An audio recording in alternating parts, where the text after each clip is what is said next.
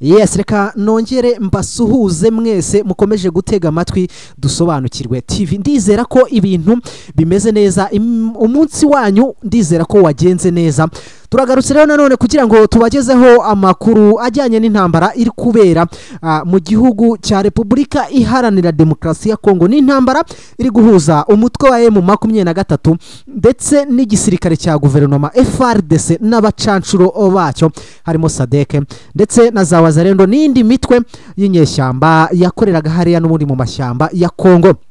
So kuri microphone ya mbere ni ngewe umusesenguzi nyawe, tuzagenda tubana mu biganiro bigiye bitandukanye hirya ku ma platform agiye atandukanye, ariko sindi ngenyine muri iki kiganiro kuko ndi kumwe na mugenzi wanjye kuri mikoro ya kabiri Anthony. Yes, Anthony rero akaba ari we tugiye kubana muri iki kiganiro.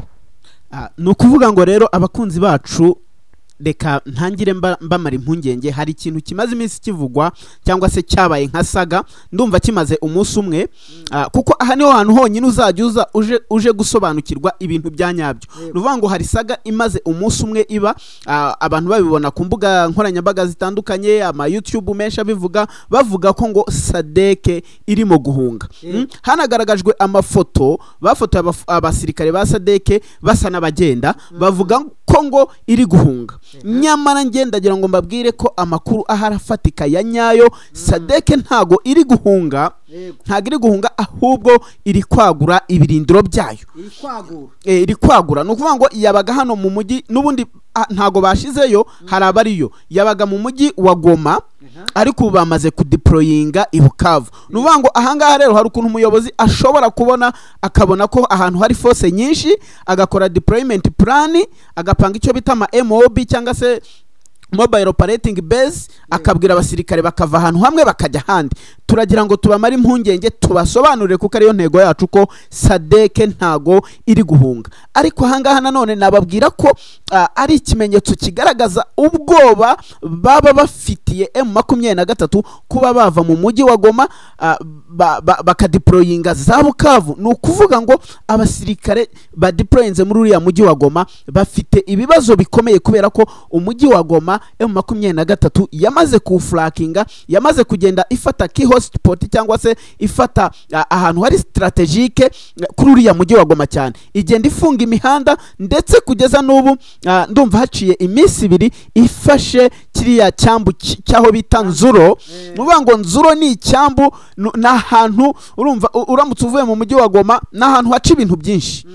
haca ibintu umutungo mwinshi baba wambutsa yaba ibyinjira mu mujyi wa Goma. Nzuro na hantu hakomeye cyane kuri uriya mujyi wa Goma. Nukuvuga ngo M23 tayari yarahakabye, usibye no kuhakaba ngira ngo abantu nibashoze neza barebe kuri no foto yacu ahantu bagenda babona tuno ni nka tanka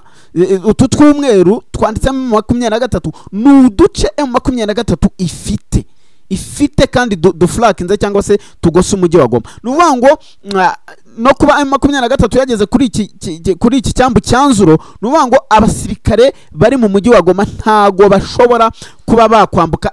Nukuvuga ngo icyo baba basigaranye cyonyine Goma iramutse yinjiwe na M23 nuguhunga bakoresheje amato, kandi urumva tayari M23 nayo yahise ihakaba ifata kiriya cyambu. Nukuvuga ngo uretse ko M23 ibishatse igapenetra cyangwa se ikinjira muri uyu mujyi wa Goma, nta kindi abasirikare bakora uretse kumanika amaboko cyangwa se bakarwana kugeza ku mwuka wa nyuma. Nuvuga ngo rero ahangaha mbivugiye ko kuba Sadc yavuyemo yasizemo abandi basirikare ikadeployinga Bukavu, nayo ibatangiye gutekereza uburyo bw'intambara cyangwa se uburyo ishobora kurwanya intambara. Ishobora no kuvuga iti aba basirikare nitugabanyuke, either M23 niramuka yinjiye abazatanga umusada bazaturuka ahangaha ku buryo bworoshye. Ariko amakuru ya nyayo ahari ntago Sadc irimo guhunga. Ntago Sadc irimo guhunga. Mu by'ukuri twebwe tubazanira amakuru duhagazeho neza, amakuru atari ivumbi, aho kugira ngo tuze tubabwire ngo Sadc iri guhunga. Nyaboneka Sadc irimo iragura ibirindiro, dore ko uretse kuba yarerekeje hano Bukavu ifite n'ahandi hantu henshi iri kugenda ishyira ibirindiro byayo. Bitewe n'iki rero? ngo batekereje ko kuba baba ahantu bacucitse bishobora kuba ingorane zabo bitewe n'iki nuko bari kubona ano masupplies attack ya M23 mu by'ukuri urabona ko M23 irimo iraza ariko ikaza ifite target kandi byanga byemera mission yayo ikaba achieved. Bivuze ngo rero Sadc mu kuza kubona izi ntare za Sarambwe zakamejeje zitari kugenda ziborohera yewe zagera kuri Wazarendo zirakubita hasi, zagera kuri FARDC zirakubita hasi, abatanzania nuko, abarundi nuko, South Africa nuko. Bivuze ngo M23 nta gisirikare na kimwe cyumva kiri ebo kuba cyayihangara ngo kivuge ngo twebwe turiyemeje tugiye guhangana na M23, ahubwo strategy bari kugenda bakora barimo baragenda bagura ibirindiro biriya ngende kubifata nko kugira ngo nibumva M23 yasatiriye wenda defense runaka ya Sadc iri ahantu bagira ahandi hantu bari bwimukire, kuko nubundi ari amashyamba ya Congo ntibayazi no kujya cooperatinga bano basirikare ba Sadc akenshi barifashisha map. Urumva barimo barifashisha map. Bivuze ngo rero baramutse batagiye bagira gutya ngo bagenga ama defense ahantu henshi hatandukanye hazavamo gutarara ingabo zabo rimwe na rimwe bajye banaburana bajye gushakisha abasirikare bongere bagwe muri twa duco twa. Yego erega bagira ngo banigetere neza, urumva ntaga azajya kwigatere ari mu rugamba, ariko bavuze ati dufate abasirikare bamwe nimba wenda ari company ebyiri tuba deploying ahantu runaka bagerayo bakamenya bahirindira gute byagenda gute. Nukuvuga ngo rero ntago ari uguhunga ahubwo ni deployment plan yabo baba bahinduye rwose tubamara impungenge. Yes, ibyo ngibyo byo bibaho uyu munsi. Rero ndashaka ko noneho twinjira muri operation zakozwe uyu munsi kugira ngo abakunzi bacu babashe no gusobanukirwa ibyanya turimo tubabwira kubijyanye na Sadc mu by'ukuri uretse kuba iri kwagura ibirindiro byayo ariko nubundi nta musaruro nubundi itanga kubera ko rero uyu munsi imirwano yatangiye saa 4:46 yari itangiye kuvuza ubuhuha rwose mu gace kitwa za Gashuga. Hariya ni Gashuga urumva nshobora kubisoma wenda nihuse ngira gute, ariko harasi mu gihugu cyacu murabizi ni Gashuga sibyo, ni Gashuga ibyo ari byo byose. Abahazi neza baba barangije guhita bamenya uko bimeze neza. Iyi Gashuga rero noneho yaba yamaze kugera mu maboko ya M23 muri rusange bidasubirwaho, ndetse kandi iyi Gashuga ngo iri muri tumwe mu duce tworoheye ingabo za M23 mu kwigaruriza cyangwa mu kubohora, bitewe n'iki ngo bakirasa isasu rya mbere abasirikare ba Sadc n'abasirikare ba FARDC ni nka kwa kundi bagenga defense. Sadc kabira aha ngaha mu matente runaka ntazi uko bimeze cyangwa se mu bintu by'utugonye hari abaracubakisha n'amatente. Abasirikare nabonye hari n'igihe baba no mu tuzu tw'ibyatsi abasirikare bo byabyemera uburyo bababayeho ntago inzu zabo se buriya twavuga ngo ni nyakatsi. Oya ntago wabyita nyakatsi bura bafite n'impamvu babaho kuriya ntiwamenya. Yes, ngo Sadc rero yari ifite agace kamwibamo ariko hagacamo nka metero zitanagira no mu 10 hagahita hajyaho ayandi matente n'ubundi ya FARDC. Batatsa ko gace rero dore kako gace ngo bana proposaga kuzagashyiramo headquarter n'ubundi za Sadc. Mukumva rero ko mu 23 igize gutya yakije ikibatsi cya mbere nta kindi abasirikare bakoze. Abari bambaye udusivili kwa kuna bavuga tereka tworohemo cyangwa savuye muri douche uvuye muri douche yirukankanye isume uwari urima nk'igikoma aya masaha ya saa 4 bari mu mesi abapurinze ku mapaturo barimo banywa igikoma abandi hari ababaryama akose ku rugamba buri igikoma cyabonekara barakinywa ntago babura kukinywa nta nubwo babura guteka. Nuvuga ngo babakubise cyangwa se babatatsa amasaha mabi rwose baba hiteguye abasirikare bake cyane. Aya masaha ngo yari amasaha mabi rwose kuko amakuru atari ivumbi duhabwa n'imboni yacu yagize gutya ikabikurikirana 5 kuri 5 yatubwiye ko ngo harimo bari bakiri kunywa igikoma yewe ngo babifite muri bya bintu by'ibyuma ngo ni ibintu biba bimeze nk'ibisahane by'ibyuma ngo bikozwe muri aluminium babyita imboni yacu yatubwiye ko babyita Mustini. ngo Gikoma baye bagifite muri Mustini urumva wari uri mazunguza harimo ababyimenyeho abari bambaye amayisume ba komanda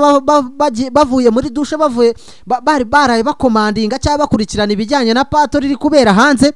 ibyo abo bose ngo birutse kibuno mpamaguru Sadc inkono yagitaye ku mashyiga urumva FRDC abasirikare bayo kwa kundi bamwe imbunda bazitaye mu matenta aho bari baryamye urumva abandi biruka nta masogisi nta bote baratatana babura ahantu bajya ariko mu byukuri bakomeje bakerakera mpaka kugera ahantu bita Pinga niho abambere bavuze ati reka dutekereze nta bagenzi bacu twaba twasize mu bihuru muri bira bitare bya Congo abandi berekeza hitwa za Karembe urumva iyo were ahangaha uba wenda kugera neza muri za teritwari za Warikare urumva za Warikare niho uba wenda kugera ariko mana aba basirikare ngo bageze ahangaha muri teritwari ya za Warikare neza wenda kwinjira aha bita za Karemba ndetse na za Pinga batari bamenya ngo ese ko twari wenda force inganuko turi abasirikare wenda 10 cyangwa 70 aho abo dusize muri ano mashyamba bangana bate ibyo bari batarabimenya ariko urumva uretse kuba M23 yarababitsemo ubwoba cyangwa se ebana yarabetse ko ishoboye ntago ushobora kuvuga ngo bari abasirikare bari bakeye kuko batatswe na M23 iturutse mweso kuko bari barahigaruye igihe bafataga Nyanzare abandi baturuka za Gikuku urumva utu duce M23 yaririmo yafashe mu misi yashize ifata Nyanzare nuba ngo haturutse abasirikare batageze no kuri company n'abasirikare batageze no kuri company kandi no kuvuga ngo ahangaha FRDC gukira aba bacancuro bayo n'abarundi bo rwose bari company renga nagiye mbona ibitendo byaye mu 23 bano basirikare b'intare za Sarambwe reka nkubwira nto ndakubwiza ukuri niyo baba bane bashobora gukuramo defense irimo abasirikare 70 bitewe nuko uburyo barasamo ibitendo byabo ashobora kukurasira aha ukumva akurasiye noneho ibumoso ukumva kurasiye mu ruhande rw'iburyo ukumva kurasiye inyuma yawe urumva ukavuga ati aba basirikare byanga byemera ni bataliyani nteye kandi ugasanga na abasirikare bangahe uzika abasirikare bahe mu 23 ari wa musirikare ushobora kukurasa akakurashisha Semugi agahindukira akakurashisha Memugi urumva akakurashisha imbunda y'umusada agakoresha imbunda zigera muri 3 urumva aguharasinga mu byukuri icyo gihe nta kindi ukora uhita ukora noneho bitewe reba mbushi bano basirikare bagiye batoroka buri uyu musirikare watorotse ambushi uwo musirikare yarasaze uwo musirikare ntago abayuze mu mutwe byanga byemera umusirikare utorotse ambushi biragoye cyane kugira ngo uzavuge ngo uwo musirikare ngari noma mu mutwe ngo niyumva ikompara rya rapigi ryikubise muri defense ngari buhagarara keretse tuvuze ko rero aba bose hafi company yari deployinze hariya keretse tuvuze nimba baratorotse ambushi kuko bapfuye kumva isasu gusa bariruka pe bariruka nta kurwana nta nicyo bakoze ngiye rwose abana Kisekedi nta kintu yifitiye pe nta kintu yifitiye umenya ni nabyo bimutera ubwoba nawe ubwe bikamutera gucanganyukirwa nta kintu ariho ngiye mora mbivuga ariko ngiye mora mbivuga mvuga ati ngiye ndi Kisekedi uretse ko Kisekedi rega wabona nta n'ibyo ari kubona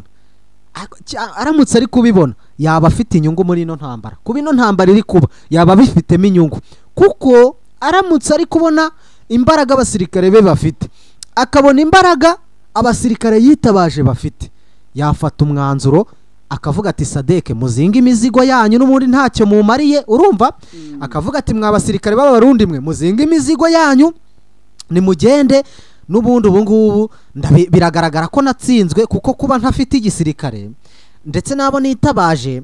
bikaba bigaragara ko nta kintu bari gukora kure mu 23 batabasha kuyihangara reka nemere ngire gute nce bugufi nemere imishyikirano nkemure cyangwa se mpagarika ino ntambara nkoresheje inzira z'ibiganiro urumva ariko Kisekedi nawe ntago yabasha kubibona arasa nkaho yacanganyukiwe arasa nkaho nawe afite ikibazo cy'imitekerereze bitewe n'iki director nago umusirikare kugira ngo yangirike buri umusirikare biba byapfiriye hejuru ahaturuka command urumva ku isoko ya command niho abasirikare bangirikira buri uramusi command wo hejuru ariko ibaze command in chief ni perezida wa repubulika byanga byemera akijyaho ahita aba commanding in chief sibyo noneho ibaze kuba ubwe yacanganyukiwe bitewe na situation iri mu gihugu cye n'umutekano muke uri mu gihugu cye umusirikare uri kuri fridi wa musirikare muto private cyangwa se njya numva ubundi kera twajyaga tubita ba rushate ba soruda urumva uriya musirikare we tayari aba yapfuye ajya kuri tere ajya kuri fronte n'ubundi we yishyizemo gupfa niyo mpamvu akenshi ubona baba basirikare ba FARDC baba basirikare ba Sadc basigaye bavuga ngo bagiye kugaba igitero bakagenda bakarasa isasu rimwe urumva M23 igahita bahindukirana kibuno amaguru bakiruka igahita bahindukirana fasta bakiruka kibuno amaguru bo ikintu baba bagamije ni ukugera kuri tere kuko operation iba yateguwe ndetse n'abayobozi babahaye briefing y'uburyo bari burwanemo urumva nk'abasirikare ka memu ntago bakigumura kuko bigumuye bose bafunga cyangwa bakana bapangira operation yo kubakubita ibiboko kugira ngo kuko nta musirikare ubundi ujya wigumura cyangwa ngo yigomeka ahubwo aravuga ati twebwe turi bugende turasire kure urumva turasire kure M23 irahita dusubiza inyuma n'ubundi ndabizi twebwe tubangire amaguru ingata twihungire da ahubwo si kibazo njya nibaza ubundi ko habaho briefing na debriefing buri iyo bigenze kuri abasubiyeyo biruka bamwe bataye imbunda bagize gute muri debriefing cyangwa se mu kugaragaza akazi kavuye gukorwa bavuga iki na debrief hari ishobora kwakora na debrief yakora ari yabura komanda aravuga ati twara abasirikare wenda 30 ndabona dusigaye turi 9 urumva akavuga ati mutegereze tuze kumva boye mu 23 reporting yarashe cyangwa yafashe mateko uko ntago yabimenya aramutse akora briefing agakora na debrief ntago baba bari abayobozi baba batumiza kujya gusobanura iby'urugamba kujya gusobanura iby'urugamba banababaza batese imbunda muzishyira hehe ko zigenda ntizigaruke kandi kumbi M23 ibazi koze icyo bita charging cyangwa se yazicaginze gusa ibintu byahanga kuri ubutaka birakomeye bizarangira n'aba baje gutanga ubufasha bakoze pulling cyase bapurinze basubijeyo ingabo zabo kuko ziriho zirahashirira cyane ubu nanyarukira nko mu Burundi naho ikosi ya refresher rwose iravuza ubuhuha nuvuga ngo niyo waba uri muri sick cyangwa se wirwaje ugomba kujya kuri refresh igikosi rero ni amasomo ategurwa mukongera gutraining abasirikare basanzwe bafite trained cyangwa se kwiyibutsa yego haba hari ababa mu ma department atandukanye bakajya kwiyibutsa imbunda z'imisada aba command bakajya kwiyibutsa kurwana mu buryo butandukanye ariko bari basanzwe bafite training refresher nukubongera kuba refreshing baleho mu Burundi refresh iravuza ubuhuha bari gufata amabatayo menshi bakajyana kuri refresher kugira ngo babone uko babohereza cyangwa se babarungi kwa mugani wabo muri iki gihugu cya Congo dore ko abarundi bamaze kwijandika no mu rugamba ruri kubera muri Sidikivu kuri aba basore batwirwaneho bayobowe n'umuntu utoroshye nawe rwose uri ya komanda ntiyoroshye Brigadier General Makanika cyangwa se uzwi ku mazina ya nyayo yitwa Michel uyu nguyu nawe ntago yoroshye rwose urabona yafashe bari abasore araba training batwirwane haraba training rwose nubanga ahantu bari nta musivili uhari n'abakiswa abasivili bose yaraba traininze kabisa tugenda tubanyurizamo tubereka nk'udufoto tw'abamama rwose ebana bahetse imbunda bari abarundi naho aha ngo bagezeyo ariko bari guhabwa isomo akaba ariyo mpamvu uyu Ndayishimiye yavuze ati nimuhaguruke mwese mujye kuri refresher ntiwamenya uwo turi bwohereze kuko abona bamaze kwashirira niyo mpamvu rero bazajya bakisubira bakavuga bati FARDC abo twaje gutabara ntacyo mukora ntacyo mudufasha reka tuhakura ingabo zacu nubwo ntago twapfira amafaranga Neva rero reka ngaruke n'ubundi kuri Neva ngakimara kwitegereza akabona ingabo ze ibitendo ziri gukorera muri Congo nukuvuga ngo nukugenda bikoreye amasasu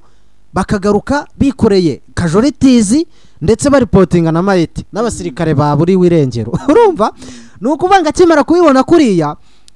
ibyatangazwaga biturutse muri Republika ya Demokarasi ya Congo ntago abasirikare bari hariya mu gihugu babashaga kubimenya nyuma rero yuko haje noneho baje kugira gutya bamenya ko abasirikare b'abarundi bajya hariya muri Republika ya Demokarasi ya Congo ariko abenshi 97% bakahasiga ubuzima abasirikare b'abarundi bagize gutya bavuga ati twebwe turabihakanye ntago tuzajya tujya kurwana twebwe muri kiriya gihugu kuko twebwe tugomba kurinda ubusigire bw'igihugu cyacu ariko hari ahantu icyambere umuryango wacu nta nyungu hafitiyemo urumva twebwe abasirikare barigumura banga kujya kuri operation urabona rero muri zimwe muri strategy zikorwa y'abasirikare batangiye kwigomeka no kuba indiscipline cyane utegura refresher kongera kubakarishya ukabashyiramo twa dukondisiyo twa gisirikare ukabashyiramo ya mbese amawayiza ukabashyiramo icyo bita military skills ku buryo bongera bakajya ku murongo wa undi warasaga imbunda y'imisada atanayiheruka wenda akayisubiraho mota bakazirodinga roncha 7 bakarasa yabona ari harasa munihuzi ayipima ati hari ahantu ngiye gukora y'igitendo buri imbunda ngiraryoha imbunda buriya rwose ngugira gutya ku kawanje ukayirasa kabisika kuryohera ukajya ugenda ukaniyongeza amasasu ukavuga utaba abantu noneho nzabamara warasa munihuzi ihagaze itamuvinga ukagira ngo moving itage tuzayihamye ibi bintu noneho ngo muri no refresher ya hano mu gihugu cy'u Burundi ho noneho ngo ikintu biti kiboko urumva ikintu biti kiboko buriya ngo nicyo kibafasha kugarura discipline y'abasirikare ngo kirimo kiravuza ubuhuha hari yanguragira gutyo ukizanishwa bya bintu byo kuvuga ngo ndarwaye ngo munda ngo muno urumva hari yanga ikiboko kirakubona wa mugabo we ngo ugomba kugarura morale ya gisirikare kuko abasirikare hariya rwose ngo batakaje morale kugeza aho noneho bari kuvuga ati se turi abasirikare ese ni iki turi guharanira hariya ku butaka bwa Congo uyu perezida ko agira gutya katurungikayo kandi mu by'ukuri afite gihamya cy'abasirikare nubundi bari kuhasiga ubuzima ariko akanga gakomeza kwatwongerayo ibi bintu ni ibiki abasirikare bagira gutya batakaza morale abandi bararuzinga kugeza aho noneho bari batangiye kujya babaha amabwiriza cyangwa se commande ntibayikurikize rero ngo rwose refresher yateguwe igitaraganya kandi ku musirikare wari wese ngagomba kuzayikora ubanga umusirikare wo mu Burundi uwari wese azanyura kuri refresh kuko rwose ariko uretse ko birakwiye ahantu byaturutse cyane ni ukuvuga ngo babonye M23 iri kubakoramo akazi baratekereza bati ubanza ruko ari abasaza ubanza ruko badaheruka training Neva gira gutya yorganiza abana rwose yahereye nko ku myaka 3 amayinite ku myaka 3 aravuga ati nihagenda aba bana bashyushye bavuye kuri training vuba bakibuka kurasa turebe ko hari icyo bari bukore ariko ibyo bakoze bageze mu maboko ya M23 nagahoma munwa ngo bumvaga isasu aho kwa divasinga bajya front bagatunga imitutu y'imbunda hejuru bakarasa hejuru bagakora withdraw nta n'igitendo na kimwe bakoze ibaze aho rero niho yahise areba aravuga ati nta basaziye mu kazi nta bashyashya bavuye kuri training reka basi dufata abashaje tubakubite refresher bazagende bameze neza ariko never arabashora rwose ngayo nguko rero reka nkubwire ngo ahangaha niho ducumbikishirije amakuru yacu kuri no mugoroba bakunzi ba dusobanukirwe TV ndizera ko muba mwanyuzwe n'aya makuru uramutse wifuza ibintu bijyanye n'amafoto wa mugabo rwose kandi aho ngaho kuri ako karinki urahita ugera muri groupe ya WhatsApp ndakubwiza ukuri uraza kubona ibintu biri kubera ahangaha muri Repubulika Iharanira Demokarasi ya Congo reka nkubwire ngo rero we wabanye natwe iyo ni inkunga ikomeye cyane ukomeze ukande subscribe kandi mushireho comment kugira ngo tujye dusobanukirwa ngo ibintu turi kubakorera biri kubageraho 5 kuri 5 nyabuneka ntiwibagirwe gukora subscribe cyangwa se sabone kugira ngo inkuru tuzajya dukora igikugeraho mu bambere utazajya uyumva hashize iminsi 3 ukumva makuru yavuye kugihe kuko twebwe tubayeho kugira ngo tubakorere mu gihe twumvisha andi makuru tuzaduhita dufungura microphone tubagezeho amakuru ari update reka nkubwire ngo ciao ibihe byiza bye